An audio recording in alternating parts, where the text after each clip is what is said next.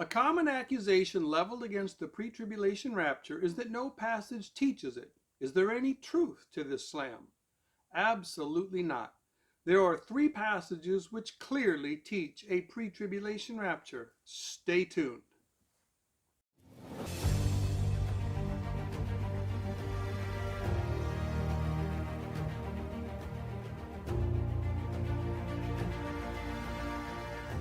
Hi, I'm Lee Brainerd, and welcome to Soothkeep and another edition of Prophecy in the Crucible. I had mentioned that there are three passages that clearly teach a pre-tribulation rapture. The first passage is in John chapter 14, verses 2 and 3. In my Father's house are many mansions. If it were not so, I would have told you. I go to prepare a place for you.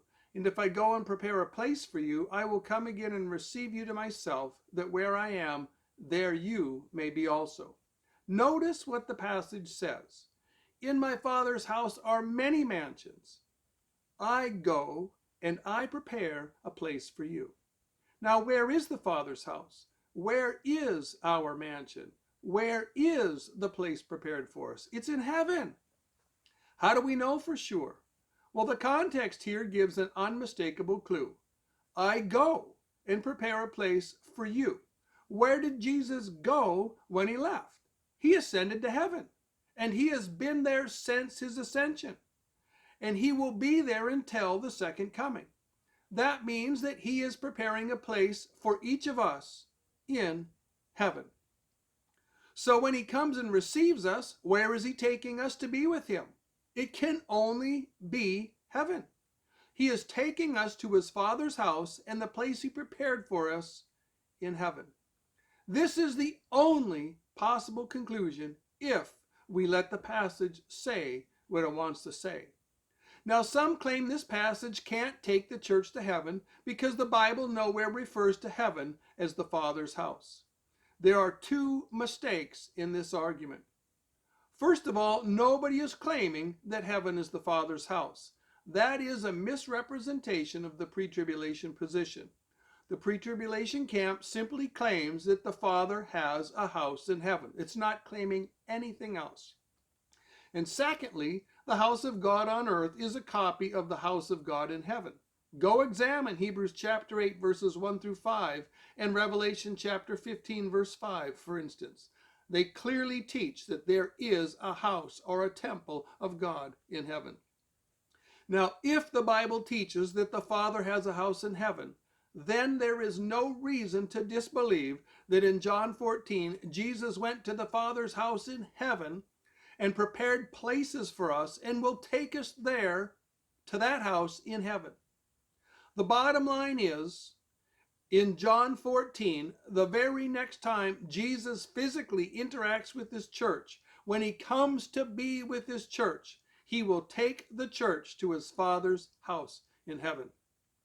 Now, this gathering the church and taking them to heaven can't be squared with the second coming interpretation unless you spiritualize the Father's house. Because at the second coming, the church doesn't go to heaven. We stay down here with Christ on earth, ruling with Christ. So we have a pre-tribulation rapture situation here in John 14. And that means that when the church is taken to heaven, she's going to be there for 7 years before she descends with Christ on white horses for Armageddon, according to Revelation chapter 19. Now, my second passage is Revelation chapter 3, verse 10. Of course, the broader context starts in verse 7 and goes to verse 13. This is the sixth of the 7 letters to the 7 churches, and this is the letter to the church in Philadelphia. Now, you can't understand the significance of the promise in verse 10 unless you understand the significance of the 7 letters and how they are laid out. The 7 churches are 7 literal churches in ancient history. They are representative of all the churches throughout history and all the churches in our current day. Most of the churches in church history were a mixture of 2 or more of the letters. And most of the churches in the current day are a mixture of 2 or more of the letters. Churches typically have a mixture of the blessings and the problems that are mentioned in those letters. Now notice that each letter introduces Christ in different offices and different glories. And notice that each addresses an actual historical situation, which boils down to trials that are common to believers in every age. Each letter has an exhortation that says, "Let him who has an ear to hear what the Spirit says to the churches." And each of the churches are encouraged with eternal rewards, which belong to every believer throughout the age. Now, the Church of Philadelphia was faithful in a difficult situation. They didn't deny the Lord's name. They kept the Lord's word despite heavy persecution from the local synagogue. And keeping the Lord's word and not denying his name in difficult situations is the lot of every faithful church and every believer in history. Now, the Church of Philadelphia has the most extensive list of eternal promises made to any of the seven churches. They're promised that they'll be kept from the hour. They're promised crowns for faithfulness. There'll be pillars in the temple of God. They'll have the name of God written on them. They'll have the name of the city of God written on them. And they will learn Jesus' new name. Again, I want to point out, though, that all of the eternal promises made to the seven churches belong to every believer throughout the age. No exceptions. I also want to point out, there's a little rabbit trail here, that it's amazing that we get new names and that the Lord Jesus gets a new name. He's going to receive a name that is never rolled off a defiled tongue and that was never borrowed by the devil for iniquitous purposes. And that's the name that we get to use in eternity. There will truly be a new beginning. Now, the promise in Revelation 3:10 reads, "Because you have kept the word of my patience, I also will keep you from the hour of trial, which shall come upon the whole world to test those who dwell on the earth." The condition is keeping Christ's word. Because you have kept the word of my patience. Now, I'll point out here that you can't keep the message of Christ's patience unless you have Christ's patience. And you won't have Christ's patience unless you are born again. I also want to point out that this passage is not teaching a partial rapture. All truly born again believers manifest overcoming in their life, not some of them. They may not manifest perfection. In fact, they're certainly not going to manifest perfection, but they will all manifest that they are going in the right direction. And every one of these believers partakes in the promise. Now, the promise is that they're going to be kept from the hour of trial, not kept through the hour of trial, kept from the hour of trial. And this is a huge difference. Now, if you are struggling with the meaning of the phrase keep from, check out my video on te reo ek, keep from. There I show you how the Greek uses te reo ek, and I give the English translations. We want to get our understanding of the Greek phrase te reo ek from the actual usage in Greek. We don't want to get it from an agenda-driven speculation based on our doctrine. Now, what is the hour of trial? The hour of trial is coming upon the whole planet at the end of the age to test all who dwell on the earth. If you live on the surface of earth when this hour comes, you will be tried. Now, some claim that this can't be a worldwide judgment, but must be a worldwide trial of the Antichrist. They insist that the word pyrosmos is never used for judgment. It's only used for trial. But this claim is based on their doctrine. It is not based on how the Greeks actually used the word pyrosmos. For example, if we go to 2 Peter chapter 2, verse 9, we see that pyrosmos is used of the fire that fell from heaven and destroyed Sodom. And in the Septuagint, in Deuteronomy chapter 4, verse 34, chapter 7, verse 19, and chapter 29, verse 2, we see that pyrosmos was also used for the judgments that fell on Egypt. Well, someone might ask, well, how can the word trial be used of judgments? Judgments are trials that prove, that is, demonstrate or show who the godly are and who the ungodly are. This is not from man's perspective. This is from God's perspective. God uses these kinds of judgments or these kind of trials to expose empty profession and reward the godly. The bottom line is, the next time the church physically interacts with Jesus, he will remove them from this planet before the hour of trial begins. Now, my third passage is Revelation chapters 4 and 5. I first want to draw your attention to verse 1 in chapter 4. After these things I looked, and behold, a door was opened in heaven. And the first voice which I heard was like a trumpet talking to me, saying, Come up hither, and I will show you things which must occur after these things. After what things? After the trials and rewards that concern the 7 historical churches and every believer in the church age who has an ear to hear. In other words, after the events that cover chapters 2 and 3.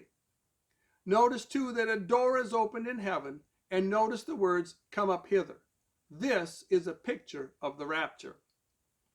Now the phrase, I will show you things which must occur after these things, is referring to things that will happen during the tribulation after the end of the church age.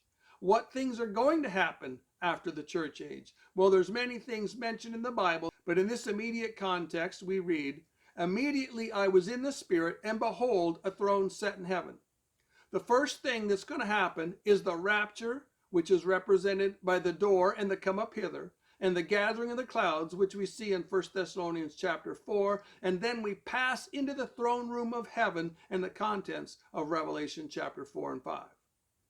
In Revelation 4:4 we read, Around the throne were 24 thrones, and on the thrones I saw 24 elders sitting, clothed in white robes, and they had crowns of gold on their heads.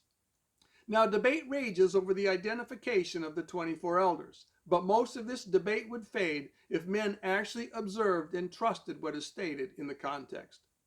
First of all, they can't be angels. They are wearing golden Stephanos crowns, reward crowns. They must be human beings. They must be the resurrected and rewarded saints. Notice that on top of the golden Stephanos crowns, they're wearing white robes of righteousness. And these can't be the saints who come out of the Great Tribulation. The seals haven't even started yet. The Great Tribulation hasn't even started yet. This is indicative of a pre-tribulation rapture. If we see believers, men clothed in white robes, wearing golden reward crowns prior to the opening of the first seal, then we have no other recourse but to believe that these believers were partakers of a pre-tribulation rapture. But why do we read of 24 elders instead of a great multitude? My theory is that these are 24 men chosen by God to be the heads of the 24 courses of the heavenly priesthood. If the heavenly temple was the pattern for the earthly temple, and there were 24 courses of priests down here on earth, then we can expect that there will be 24 courses of priests in heaven. And as the earthly pattern was, so the heavenly pattern. Twice a year, each course serves for 2 weeks, and 4 times a year, all of the courses gather. Now, there's further evidence of the resurrected church in Revelation chapter 5, verses 8 through 10. There we read, The 24 elders fell down before the Lamb, each having a harp, and they sang a new song, saying, You were slain and have redeemed us to God by your blood out of every tribe and tongue and people and nation, and have made us kings and priests to our God. This is indisputably the resurrected church. They're blood redeemed, they're rewarded with Stephanos crowns, and they're wearing the white robes of the imputed righteousness of Christ. Notice too that the seals are opened in the presence of the resurrected, rewarded church. In Revelation chapter 5 verses 6 and 7 and Revelation 6 verse 1 we read, And I looked, and behold, in the midst of the throne and of the 4 living creatures, and in the midst of the elders stood a lamb as though it had been slain. Then he came and took the scroll out of the right hand of him who sat on the throne. Now I saw when the Lamb opened one of the seals. There is no way around this. If we let the context say what it wants to say, the church is resurrected, hauled to heaven, and rewarded prior to the tribulation, and they are in the presence of the Lamb when he opens the seals. Now I have given you 3 clear testimonies from the Bible, each of which teaches a pre-tribulation rapture on its own merits. What say you? I say a 3-strand cord is not quickly broken. Keep looking up, brethren. The accelerating pace of the New World Order agenda, the rapid explosion of moral perversion, the growing tinderbox in the Middle East, and the expansion of doctrinal error in conservative evangelicalism are all signs of the times. The apostasy is spreading like wildfire, and your redemption is drawing near.